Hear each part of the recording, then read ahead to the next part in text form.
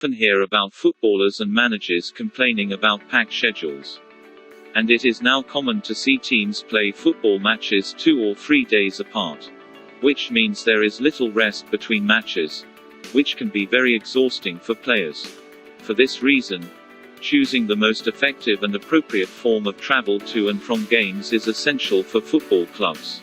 Domestic and European fixtures are the main reasons that footballers travel. Premier League footballers are quite lucky in a way due to the size of the UK being relatively small.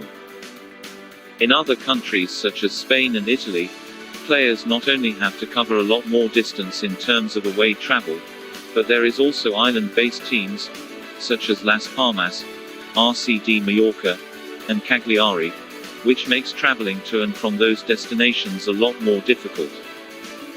In the Premier League, football clubs travel to away matches by coaches, trains, and planes.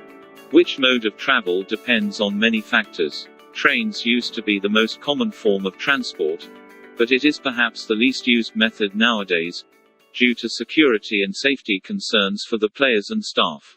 For example, in 2018, Manchester United players were seen boarding a train after their victory over Watford.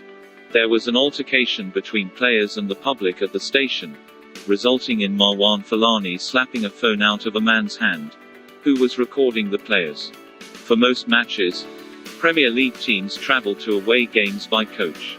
When the distance to the match is further away, or due to other circumstances like timing and traffic, clubs will charter private jets for traveling to away matches.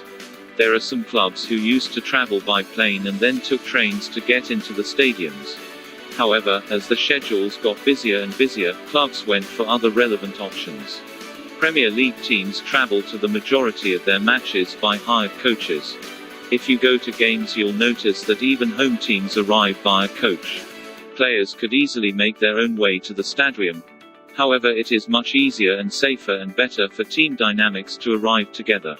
Most of the clubs in the Premier League are within 4 hours driving distance of each other.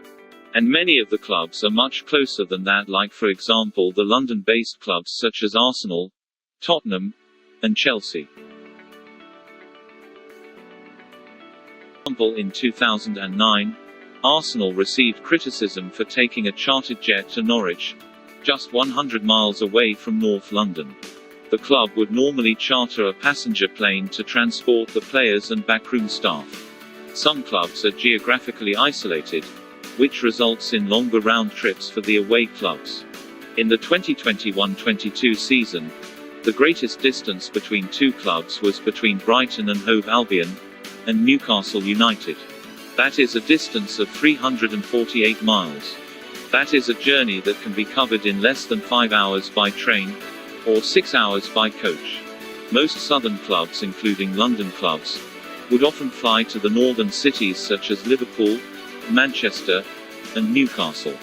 These flights usually take around 1–2 hours, and would usually be done the day before. Depending on the kick-off time and distance, the team may stay in a hotel overnight. The only circumstance in which teams may travel away on the day of a game is if the kick-off time is in the evening at 7:45 to 8 p.m. In domestic leagues like the English Premier League, most clubs are well within driving distance of one another. Coach is the normal mode of travel. However, for traveling further distances, football clubs hire out private jets. It is rare for football clubs to own planes and private jets for travel. However, a few of the biggest and richest clubs maintain their own luxury aircrafts for traveling great distances for away matches and international competitions. On the other hand, many football clubs in the Premier League are run at a loss and are in considerable debt. So owning a plane would be an exorbitant and luxurious expense many clubs cannot afford. Especially when an away match day can cost a football club up to £30,000 or more, including travel, accommodation, and hospitality.